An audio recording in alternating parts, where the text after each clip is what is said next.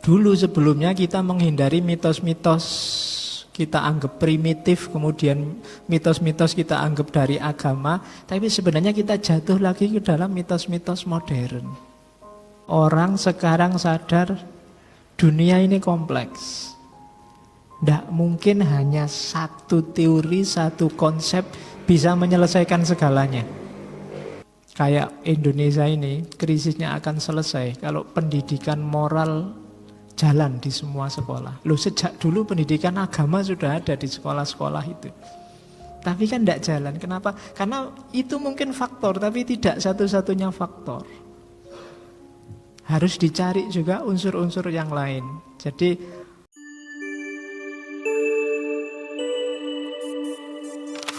Assalamualaikum warahmatullahi wabarakatuh. Bismillah. Kita mulai ngaji kita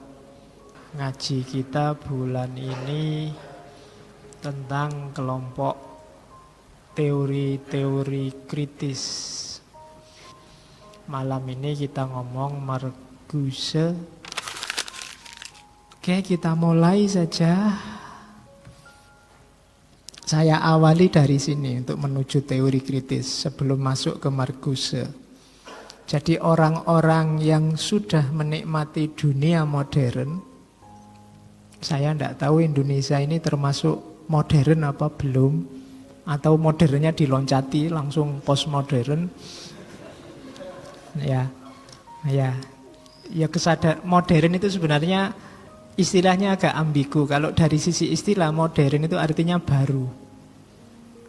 Jadi orang yang tidak ketinggalan zaman itu pasti dia modern. Orang yang update itu modern. Tapi dalam sejarah filsafat, modern kadang dipakai juga untuk menyebut satu fase sejarah. Satu periode yang diawali abad 15. Kalau dalam sejarah, tepat ketika Islam mulai surut pengaruh intelektualnya, abad-abad 15-16, Barat mulai melahirkan Renaissance of Clarum, pencerahan. Disitulah diawali era modern yang menjawab kegelisahan dominasi agama-agama. Kalau di Barat kan dominasi agama Kristen luar biasa zaman itu, gereja. Sehingga banyak orang menyebut zaman itu di Barat adalah era kegelapan. Kenapa gelap? Karena orang tidak bebas mikir. Bahkan ilmuwan yang harusnya berpikirnya objektif, bebas untuk menemukan ilmu baru, harus manut aturannya gereja. Tidak boleh ada satupun teori, satupun konsep yang nabrak kebenaran agama versi gereja. Saya tidak tahu apa Islam juga ada yang semacam itu, tapi hari ini ada beberapa gagasan yang konotasinya bisa ke situ. Maka hati-hati, karena kita bisa kembali ke era kegelapan lagi. Kita tidak bebas lagi, tidak jadi manusia lagi kalau seperti itu, dalam tanda petik. Nah, setelah itu muncul era modern. Cirinya kan antroposentris, manusia sebagai pusat segalanya. Habis-habisan mengelaborasi kemampuan manusia dalam dunia rasional, individual, bebas. Dan itu terbukti sukses. Karena beberapa abad selanjutnya Barat jaya mendominasi zaman. Sebenarnya sampai hari ini. Diakui atau tidak diakui. Sementara Timur diakui atau tidak diakui, kita surut dan kalah. Makanya ngamukan. Orang kalah itu kan gampang tersinggung, gampang ngamuk. Itu diantara cirinya.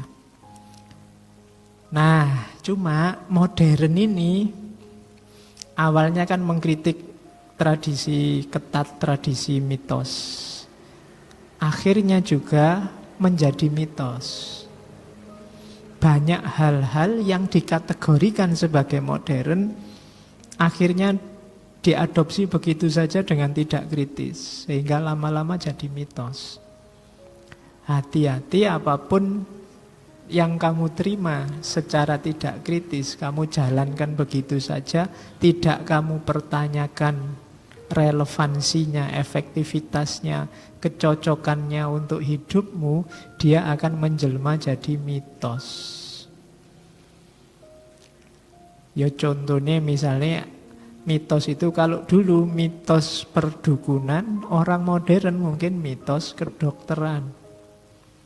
Sakit dikit obat, sakit dikit obat. Dulu pakai jimat, sekarang pakai pil. Dua-duanya sama-sama bisa jadi mitos ketika kamu tidak kritis. Jadi pikiran-pikiran modern juga banyak yang sifatnya jadi kayak mitos, diterima begitu saja tanpa kritis. Ya contohnya banyak orang yang ngaku modern tapi ya gayanya begitu. Ya tak kasih contoh, cuma jangan bilang-bilang di luar. Misalnya wisuda. Ya kan, wisuda itu kan unik. Kamu disuruh pakai toga, disuruh pakai kayak daster itu kan, pakai daster terus pakai itu. Dan itu begitu kamu pakai itu kan kamu bangganya luar biasa. Sekarang mulai TPA sampai S2, S3 juga modelnya begitu. Lu gunanya apa itu? Ini jangan bilang-bilang di luar.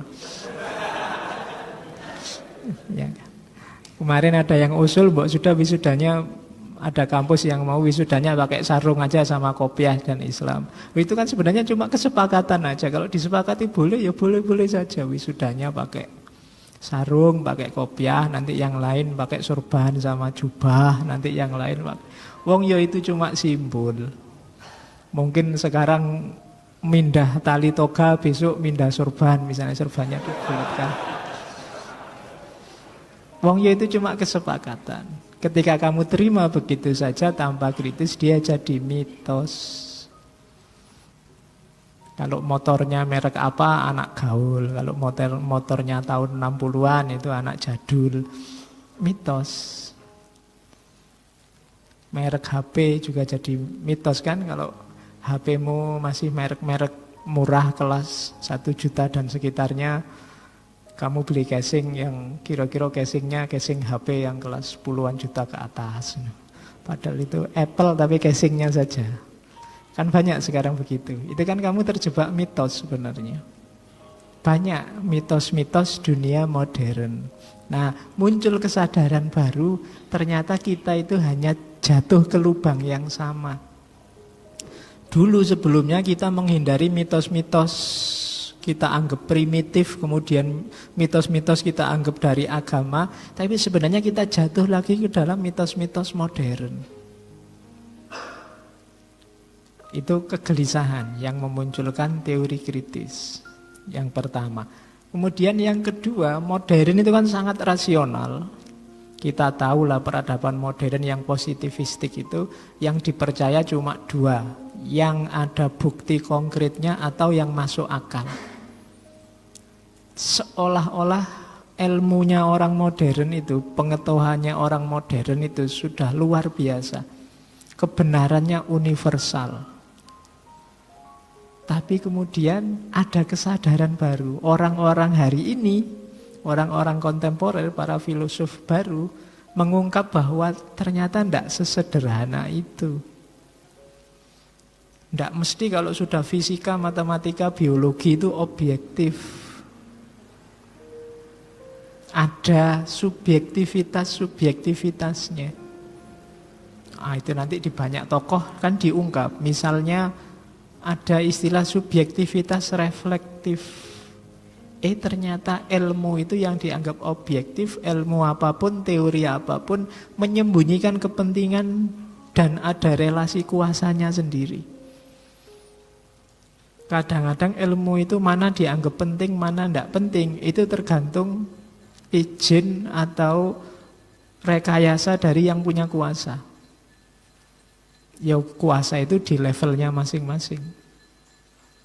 Apakah itu di kampus, apakah itu dalam satu negara, dalam satu kementerian, dalam mungkin bahkan di pesantren, bahkan takmir masjid ini yang punya kuasa jadi takmir, ngajinya harus apa saja. Itu kan ada relasi kuasa di situ.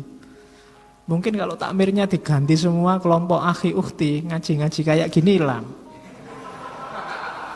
Loh iya, ini bid'ah semua ini ngajinya. Bisa kayak gitu. Itu menunjukkan apa? Relasi kuasa. Ada hubungannya sama kuasa. Enggak serta-merta ilmu itu penting, bagus, terus ngaji. Enggak. Ada relasi kuasa di situ. Ada kepentingan yang bermain di situ. Diakui atau tidak diakui. Nah itu Foucault. Ternyata enggak serta-merta ilmu itu rasional apa enggak rasional. Terus ada juga subjektivitas kritis. Ada orang, kan banyak teori-teori yang mengkritisi, kayak termasuk Karl Marx itu kan mengkritisi situasinya. Tapi ujungnya jadi ideologis, usaha, kalau bahasa di situ usaha totaliter ke arah ideologi tertentu. Setelah mengkritik habis-habisan, akhirnya juga bikin kubu baru, bikin ideologi baru, nambah masalah baru. Itu subjektivitas kritis. Kemarin kritisnya luar biasa. Oh ternyata dia nyari posisi saja. Nah, itu subjektivitas kritis. Seolah-olah yang lama itu jelek luar biasa, maka ikutlah teori dari aku. Nanti teorimu ini jadi ideologi baru. Ada lagi yang kritik, lahir teori baru lagi.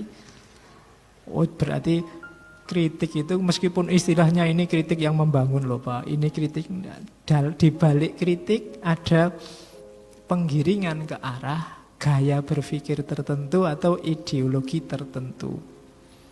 Itu subjektivitas kritis. Contohnya Marx.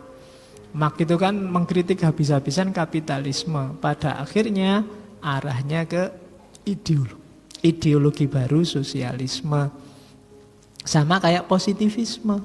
Positivisme itu mengkritik cara berpikir yang dogmatis sebelumnya, yang dianggap tidak rasional, tapi ya jatuhnya ke mitos baru rasionalitas. Sama. Jadi jangan percaya kalau ada yang ini murni aku ikhlas ngeritik. Enggak, dia sedang mengarahkan ke arah ideologi yang baik benar versi dia. Oke. Nah itu kritiknya modern. Yang ketiga, kesadaran sejarah. Akhirnya orang sadar sekarang, nah itu kesadaran baru namanya, bahwa banyak orang digiring oleh sejarah. Kenapa? Karena cara membaca sejarahnya linier, sehingga orang terseret ke situ semua. Misalnya, kalau ingin sukses, lakukan A, B, C, D. Contohnya tokoh ini, ulama ini, ini. Dan semua orang merasa jalan sukses itu.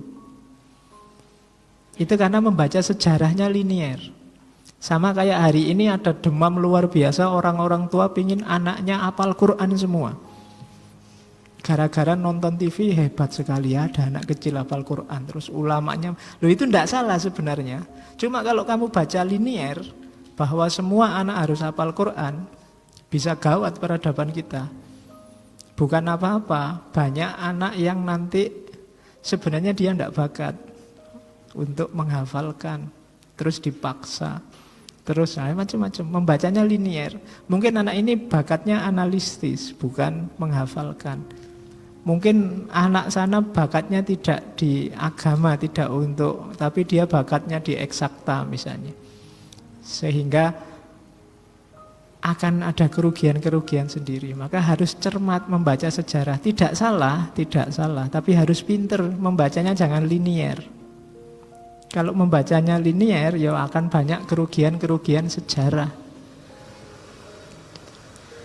Jadi itu kesadaran hari ini, orang baru sadar, oh iya ya manusia itu macam-macam, anak-anak juga wataknya macam-macam. Bacalah yang cermat sehingga tidak harus diseragamkan semuanya. Itu kesadaran sejarah. Jadi ini kesadaran baru, kesadaran reflektif, kesadaran kritis, kesadaran sejarah. Ringkesnya apa kesadaran-kesadaran tadi? Yang pertama, penolakan terhadap semua narasi besar, narasi tunggal. Jadi orang sekarang sadar dunia ini kompleks. Tidak mungkin hanya satu teori, satu konsep bisa menyelesaikan segalanya. Narasinya tidak bisa tunggal. Variabel perubahan itu tidak mungkin satu. Meskipun misalnya Karl Marx bilang bahwa para buruh bersatulah, maka dunia akan aman, tentram, damai, sejahtera, sama rata, sama rasa. Tidak ada jaminan kalau semua buruh bersatu itu yang terjadi. Karena variabel hidup ini banyak. Tidak bisa cuma satu. Jadi narasi besar, narasi tunggal mulai dikritik. Kayak Indonesia ini, krisisnya akan selesai kalau pendidikan moral jalan di semua sekolah. Loh, sejak dulu pendidikan agama sudah ada di sekolah-sekolah itu.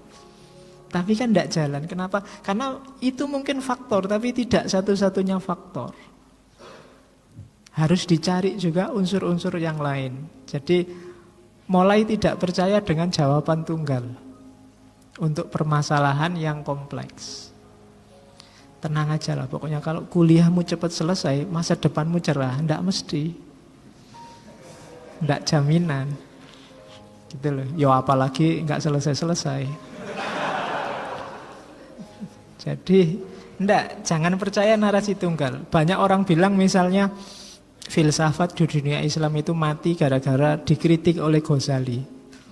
Satu faktor itu saja tidak mungkin peradaban sebesar ini mati gara-gara satu pikiran. Ya ada andilnya tulisannya Ghazali, tapi unsur lain pasti juga mendukung. Mungkin karena Islam memang secara peradaban kalah, mungkin karena budaya yang berkembang di Islam lebih cenderung ke sufistik, mungkin banyak faktornya, nggak cuma satu. Kalau cuma satu, nggak jaminan jawabnya.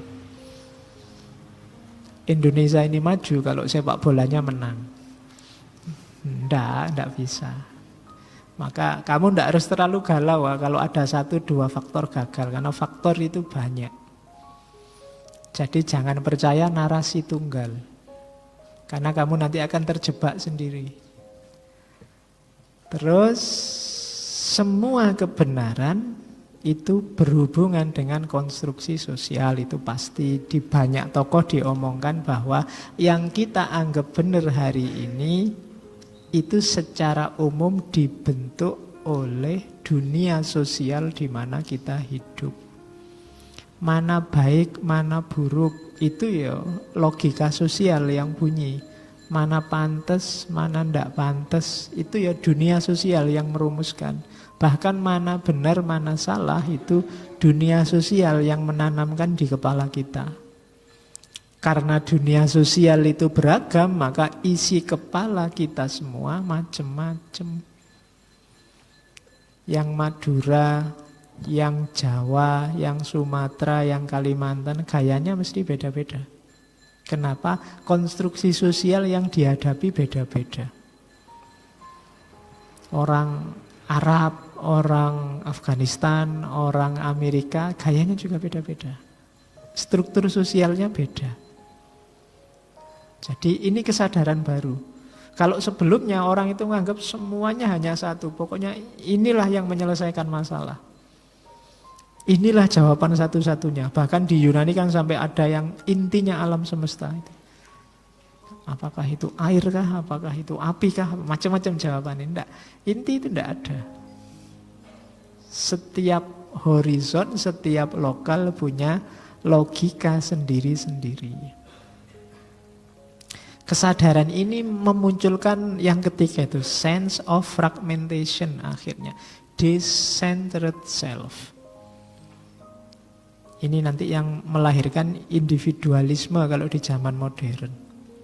Ternyata gara-gara modern yang individualis itu kita kan akhirnya identitas individu, identitas yang beda menguat. Orang lebih fokus pada aku beda sama kamu, aku punya keunikan sendiri-sendiri. Kalau sebelumnya fokusnya kan bareng-bareng kita ini umat Islam. Tapi sekarang decentered self. Decentered self itu ya umat Islam, Islam apa dulu? Alirannya apa dulu?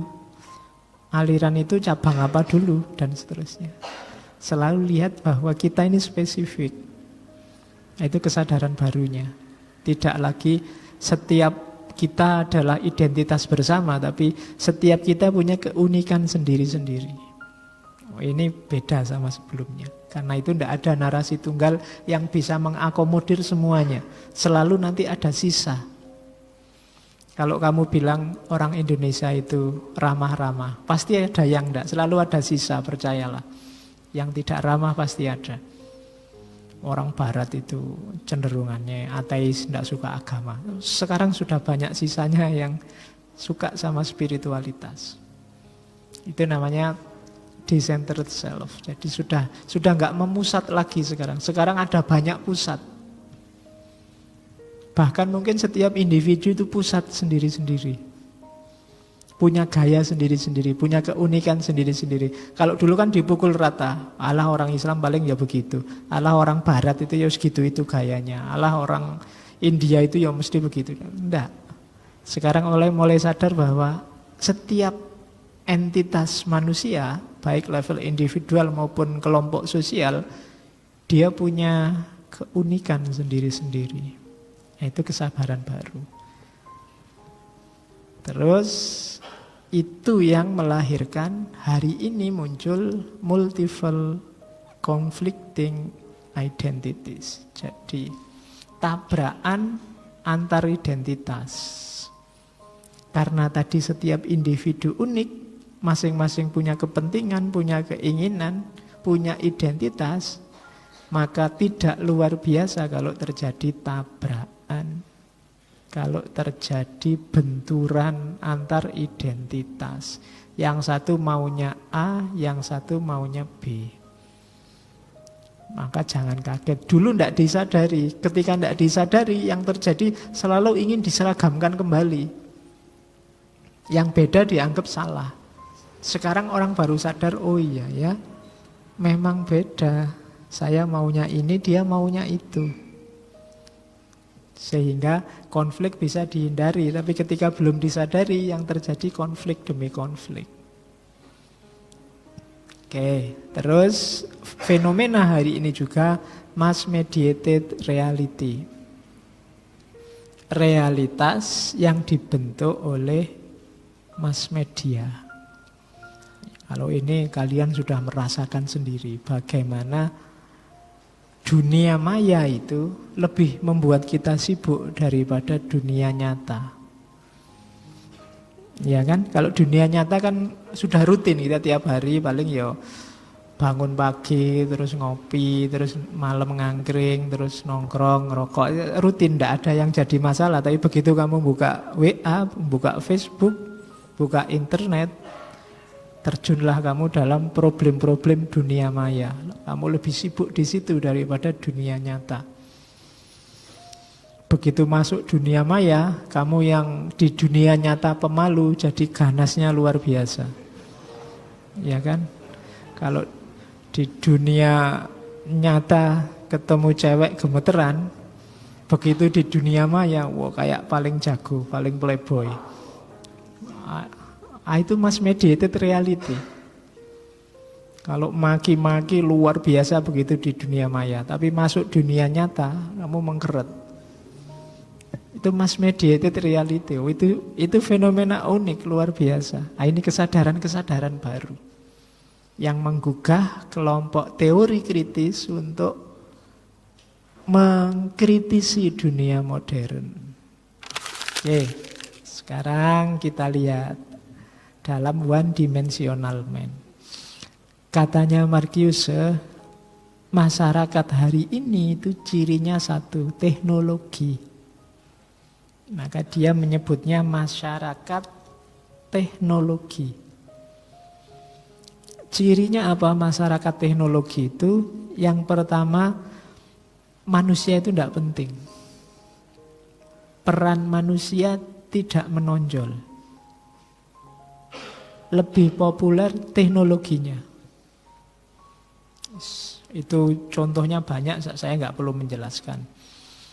Kalau Agnes Monica mempromosikan HP, itu kan penting mana HP-nya sama Agnesnya?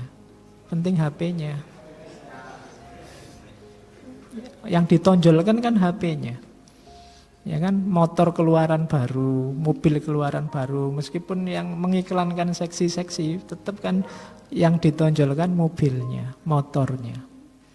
Teknologi lebih menonjol, lebih penting daripada manusianya. Oke, ngaji kayak gini misalnya masuk YouTube, itu kan lebih penting YouTube-nya. Jadi teknologi lebih menonjol. Kamu download buku sampai banyak e-book itu kan paling yang dibaca berapa? Tidak penting, yang penting punya koleksi e-book banyak. Jadi itu cirinya manusia teknologis. Ya kan? HP-mu itu mungkin harusnya sekarang ada HP yang sudah dipakai nelpon, nggak penting, SMS juga nggak penting, yang penting ada WA sama internetnya ada, selesai. Wong ya fungsinya nggak kepake yang itu. Tapi kan enggak, yang penting kita punya HP yang isinya macam-macam. Padahal coba kamu lihat fitur HP-mu itu ada 20-an lebih HP baru itu. Paling yang kamu pakai berapa? Kalau dibuang kan kamu tidak mau. Diganti HP juga tidak mau. Kadang-kadang kamu internetan tidak bisa, WA-an tidak bisa, tapi smartphone-nya kelas canggih. Jadi isone cuma nelpon sama SMS. Itu pun kalau orang nelpon mau ngangkat, ini ngangkatnya piye ya? Tidak bisa, KPN HP. Tapi kamu keren, kemana-mana kamu tenteng, lebih menonjol HP-nya. Padahal kadang-kadang HP-mu HP jadul, sementara temanmu HP-nya HP baru, itu kan kamu tidak mau menonjolkan HP baru ini. Mungkin kamu padahal orang pinter, orang baik, tapi karena HP-nya jelek, kamu minder. Lebih penting HP-nya kadang-kadang.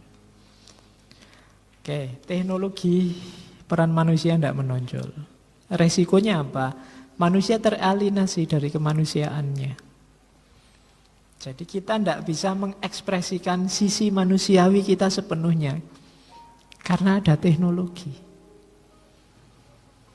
Ya banyak sisi-sisi manusiawi, keakraban, keintiman, ketulusan, itu agak susah sekarang nyari. Nanti contohnya banyak di belakang. Yang ketiga, ya, kalau dulu manusia ini punya tujuan hidup. Sekarang tujuan itu dikondisikan oleh situasi yang namanya teknologi tadi. Jadi tidak bisa lagi kita, pokoknya kita ingin apa enggak. Sekarang mau ngomong, mengeluarkan pendapat aja kan kamu mikir mempertimbangkan teknologi. Ini kira-kira pakai kalimat yang menjual, yang bisa viral apa ya? Ya kan, kamu pikirnya ke situ. Yang kira-kira nanti yang like banyak itu kira-kira mengemasnya gimana ya? Teknologi. Kadang kamu jalan-jalan rekreasi aja kan kamu ndak menikmati kamu sedang rekreasi di mana, tapi kamu nyari sudut yang paling bagus untuk selfie. Jadi kamu ndak lihat itu loh, alam seindah ini kan ndak jadi fokusmu. Fokusmu wah ini sudut mana yang bagus, spot mana yang enak untuk selfie, kan selalu mikir gitu. Kadang-kadang sampai nekat nyari yang dekat jurang lah, nyari yang itu apa menikmati kamu? Kamu kan cuma nyari pingin pamer ke yang lain. Jadi teknologi nyetir dirimu, bukan kamu yang nyetir teknologi. Itu cirinya masyarakat teknologi, katanya Markius. Dan akhirnya kamu ditindas oleh makhluk yang namanya teknologi itu. Hari ini kamu habis-habisan sudah ditindas oleh teknologi. Kamu tidak bisa lepas dari HP-mu 1 jam, 2 jam saja. Baru dicas saja bolak-balik kamu tengok. Ya kan, kamu nggak tega sekali kamu. Ya kan, kamu ditinggal pacarmu LDR jauh bertahun-tahun nggak masalah, tapi ditinggal HP-mu kamu stres. Baru 1 jam, baru 2 jam itu kamu sudah. Jadi kamu, ya itu contoh kecil ya HP. Banyak yang lain kamu tidak sadar, besar-besar. Teknologi. Jadi kita jadi masyarakat teknis sekali. Cara berpikir kita hari ini persis kayak robot akhirnya. Cara hidup kita juga begitu. Sekarang pegawai-pegawai di kantor itu semuanya absennya pakai mesin semua. Jadi telat 1 detik apa 1 menit aja dianggap telat. Itu kan agak tidak manusiawi sebenarnya. Ya manusia lah, bukan robot. Siapa ngerti kamu macet. Apa kebetulan pagi ini di kamar mandinya agak lama. Karena lagi asik main game kok menang terus akhirnya nggak keluar-keluar. Iya. Ini mumpung menang ya Pak, kurang dikit jadi akhirnya telat kuliah. Oke, jadi teknologi sekarang menindas kita dalam banyak aspek termasuk televisi, HP, mobil merek terbaru, motor merek terbaru, merek baju, jaket, celana, macam-macam. Itu kan penindasan demi kita tidak lagi main fungsi tapi banyak main gengsi teknologi. Oke. Nah, dilanjutkan kalimat-kalimatnya Marcuse. Ternyata manusia melayani kemajuan, bukan kemajuan melayani kebutuhan manusia. Jadi ternyata harusnya teknologi itu bikin kita mudah. Tapi karena kita yang dijajah oleh teknologi, kita yang melayani teknologi. Harusnya punya robot itu hidup kita jadi lebih ringan, bahasa kasarnya kan gitu. Tapi begitu punya robot, kita lebih sibuk lagi memelihara robot. Ya kan? Jadi kebalik. Padahal adanya teknologi kan untuk membuat hidup jadi mudah. Ternyata begitu ada teknologi, hidup kita jadi lebih ribet. Dan kita rela diribeti oleh teknologi. Oke, terus itu kenyataan pertama. Kenyataan kedua, ini agak bau Marxis. Ternyata bukan kebutuhan nyata manusia yang menentukan proses produksi. Ini mengkritik Karl Marx. Melainkan kebutuhan itu sendiri diciptakan supaya hasil produksi bisa laku. Kamu beli HP bukan karena kamu butuh komunikasi via HP, tapi kamu dibikin butuh HP oleh produsen HP. Kamu dibuat butuh merek A, merek B. Berilah HP dengan kamera sekian puluh piksel. Loh, kamu beli kamera apa mau beli HP? Tapi kan kamu lihat kameranya yang paling tinggi. Kamu lihat ini buat internetan kencang sekali loh itu. Jadi banyak, kamu sebenarnya tidak butuh itu, tapi kamu dibikin butuh itu oleh produsen. Jadi harusnya produksi itu memenuhi kebutuhan kita, tapi sekarang logikanya dibalik. Kita dibikin butuh oleh sistem produksi. Itu yang terjadi hari ini itu. Ya tidak cuma HP, mulai merek baju, mulai merek lipstik, mulai make up. Hari ini banyak cowok pakai make up. Menyebutnya apa? Cowok metropolis. Itu kan kamu dibikin butuh oleh dunia produksi. Padahal misalnya ya obat apa pembersih muka itu sebenarnya bahan pembersih muka itu antara cowok sama cewek sama saja. Tapi sama produsennya yang ini dikasih for men, yang sana dikasih for woman. Akhirnya kamu ke toko kan lihatnya, oh ini kalau ini untuk laki-laki berarti aku harus beli. Padahal selama ini kamu tidak pakai itu. Wong yo ndak selisih banyak. Kamu pakai apa ndak pakai kan tetap itu. Jadi, tapi kamu merasa lebih pede kalau sudah pakai pembersih itu. Mau dibersihkan gimana wong sudah kusam gitu. Ya. Jadi kamu dibikin butuh oleh produksi. Merek motor juga begitu. Merek baju juga begitu. Sama-sama jin ya kainnya podo, jenisnya podo, tapi kan yang satu merek terkenal, satu merek tidak terkenal, dan kamu lebih pede kalau pakai merek yang terkenal setelah dipromosiin macam-macam. Oke, jadi yang kedua itu. Yang ketiga, hari ini teknologi itu nyetir kita, bukan kita yang nyetir teknologi. Ya, contoh di depan tadi semua menunjukkan bahwa ternyata kita ini disetir oleh ciptaan kita sendiri. Undang-undang kita yang bikin dan akhirnya kita sumpek sendiri. Aturan kita yang bikin, terus kita stres sendiri menegakkan aturan. Sama, teknologi juga begitu. Kita bikin sendiri dan cari masalah sendiri. Oke, terus yang terakhir, realitas teknologi, ternyata kebahagiaan yang ditawarkan oleh industri adalah kebahagiaan semu. Karena tidak membawa manusia pada pemilikan dan ketenangan, melainkan membuatnya tergantung dan tergantung dari semakin banyaknya benda. Jadi kita semakin banyak memproduksi produknya orang-orang modern ini, semakin kita tergantung. Harusnya bikin kita semakin tenang, tapi enggak. Kita enggak semakin bahagia. Beli motor terbaru malah bikin was-was. Akhirnya kita pakai kunci duplikat sampai 3 atau 4 sudah pakai. Biar enggak kemalingan, Pak. Malah was-was. Pokoknya ada yang terbaru malah bikin kita sibuk, bikin kita sumpek. Beli HP terbaru, akhirnya beli casingnya aja rangkep 2, ditambahi ring lah, tambahi macam-macam untuk melindungi. Itu kan malah bikin ribet. Enggak tambah bahagia, tambah was-was. Jadi ternyata mode produksi kita itu menjebak kita sendiri. Tidak perlu ada penjajahan, kita sudah dijajah habis-habisan. Oleh siapa? Bikinan kita sendiri. Produknya manusia sendiri. Itu realitas masyarakat teknologi, katanya Marcuse. Bahkan orang bekerja. Kerja itu kan harusnya untuk merealisasikan eksistensi diri, mengembangkan diri, atau paling tidak memenuhi kebutuhan. Tapi sekarang yang namanya kerja bukan memenuhi kebutuhan, tapi memenuhi hasrat untuk konsumsi.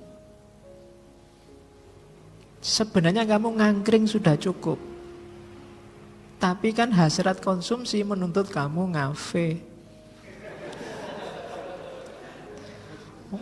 Wong kamu beli es teh di angkringan 1.500, 1.500 kamu sudah sisa-sisa itu karena esnya banyak jadi dingin. Tapi begitu kamu ke kafe beli ice tea itu bisa 15.000. Ya podo es teh sama ice tea kan gitu. Nah, yang sana black cafe, yang sini kopi hitam, tapi harganya jauh. Harganya jauh ternyata. Loh, kita kerja itu ternyata memenuhi kebutuhan yang black cafe tadi loh. Kebutuhan konsumsi. Wong kita ndak butuh sebenarnya. Tapi hasrat konsumsi kita. Hasrat ini muncul dari mana? Rekayasanya produsen. Seolah-olah kita butuh merek pasta gigi. Mungkin isinya pasta gigi itu sama, tapi produsen kan pinter. Yang ini sekian puluh kali jadi putih. Yang sini segar 12 jam. Yang sini jadi isinya podo wae, tapi kamu dipancing dengan itu, akhirnya masuklah kamu ke situ. Hasrat untuk mengkonsumsi. Sehingga harusnya kayak di teorinya Karl Marx, orang itu mengaktualisasikan diri antara lain melalui pekerjaan. Ternyata pekerjaan justru jadi faktor yang memperbudakmu. Kenapa? Karena kamu bekerja untuk mengejar konsumsi. Nah, itu problem kita hari ini. Kamu membayangkan, bahkan kamu kuliah, terus setelah kuliah kan saya harus kerja, Pak. Kalau kerja pokoknya saya gaji pertama mau beli HP terbaru. Gaji kedua, targetmu kan selalu begitu nanti akhirnya. Wah, ini ada baju mahal, besok kalau saya sudah kerja saya beli yang kayak gini. Mikirnya selalu begitu. Sementara saya tidak bisa belilah. Kamu lihat mobil di luar, mobil bagus sekali ya. Besok kalau saya dapat uang, kerjaku tinggi, tak beli yang kayak gini. Rancangannya sudah begitu sejak awal di pikiranmu. Dan kamu diperbudak oleh cara berpikir begitu. Jadi teknologi menjebakmu sekarang. Oke, kayak HP itu kan tiap bulan selalu ada HP versi baru, di launching. Dan kamu mau-maunya yang lama diganti yang baru. Padahal itu nggak selisih apa-apa. Ada S6, S7, wong kamu S3, S2 aja nggak selesai-selesai.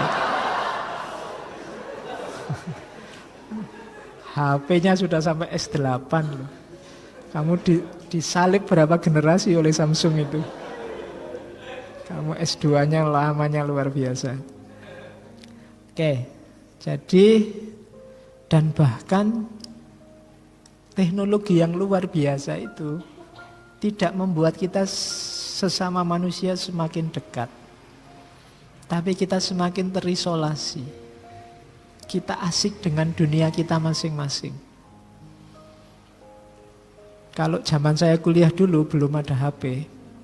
Kalau nunggu dosen masuk itu yo ngobrol, bergurau lah, pokoknya asik bareng-bareng, bikin acara-acara apa bareng-bareng. Tapi sekarang nunggu dosen itu tenang semua. Ya. Jadi hari ini wajahnya semua bercahaya. Jadi menghadap HP semua di depannya. Jadi itu yang terjadi hari ini. Kita semakin saling terisolasi. Seolah-olah temannya banyak ribuan, cuma di Facebook. Dalam kenyataannya selalu sendirian. Iya kan? Saya bilang tadi kayak jago-jago, kayak orang terkenal luar biasa, tapi di luar nggak ada yang kenal. Wong kamu terkenalnya di Facebook. Mungkin Facebook itu ya fotonya agak trik, jadi begitu kamu kenyataannya nggak ada orang kenal. Fotonya putih, mulus, begitu sudah. Iya, orang nggak kenal, Loh kita kan sahabat di Facebook. Iya toh, kok beda? Itu masyarakat teknologi hari ini. Kita semakin tidak akrab. Kita semakin tersekat-sekat hari ini, terisolasi sesama kita. Nanti dari Marcuse ada istilah great refusal. Ini yang bikin Marcuse disenangi mahasiswa. Katanya Marcuse, satu-satunya kelompok yang mungkin melawan status quo, melawan sistem, itu yang muda-muda. Para mahasiswa dan kelompok intelektual cendekiawan yang bisa kritis, yang ada waktu untuk berpikir dan mengkritisi realitas. Di sini perannya kelompok intelektual. Jadi harusnya intelektual itu memang perannya mengkritisi situasi sosial budaya untuk menunjukkan ada titik-titik lemah di mana yang harus diperbaiki. Jadi itu tugas kita. Kalian apalagi yang muda-muda, yang masih mahasiswa. Kalau saya kan sudah tua. Ya.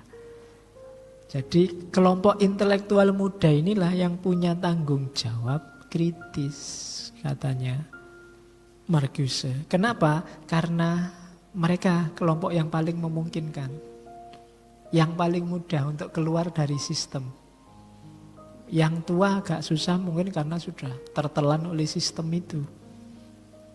Jadi mereka yang bisa melawan status quo, mereka yang bisa melakukan the great refusal, penolakan besar-besaran. Kalau yang lain mungkin bisa menolak tapi tidak bisa besar-besaran. Paling aspek-aspek tertentu, hal-hal tertentu, tidak semuanya. Beda sama yang muda. Jadi yang muda yang mampu melakukan great refusal, menolak secara luar biasa atas status quo. Karena nanti yang melakukan perubahan transformasi kan yang muda-muda. Kalau yang muda-muda sudah ditelan oleh sistem, ya berarti zaman tidak akan berubah. Justru diawali dari kalian, dari yang muda-muda, yang mahasiswa, yang intelektual, akan terjadi transformasi, perubahan sosial budaya ke arah yang lebih baik. dan bisa transform, itu kayak di awal tadi loh. Kalau sadar ada masalah dan mau berubah. Kalau masalahnya kamu nggak sadar, nggak mungkin bisa berubah. Untuk paham masalah, kamu harus kritis. Ya memang nyari poin-poin lemahnya. Dan tidak usah dimarahi, ini bisanya ngeritik saja. Lo memang intelektual tugasnya ngeritik, biar jadi lebih baik. Ya meskipun motif kritisnya harus diatur lagi, biar nggak kayak Freud tadi menyembunyikan kepentingan tersembunyi. Kepentingannya satu-satunya ya transformasi ke arah yang lebih baik. Kalau ada kritik kok kepentingan politik, apalagi yang pragmatis tadi, ya sama aja, itu sudah ditelan oleh sistem sebenarnya. Di luar sistem, lakukanlah great refusal, penolakan besar-besaran. Nah, itu tugasmu. Ini yang bikin Marcuse disenangi sama mahasiswa. Oke, nanti dilanjutkan oleh Habermas.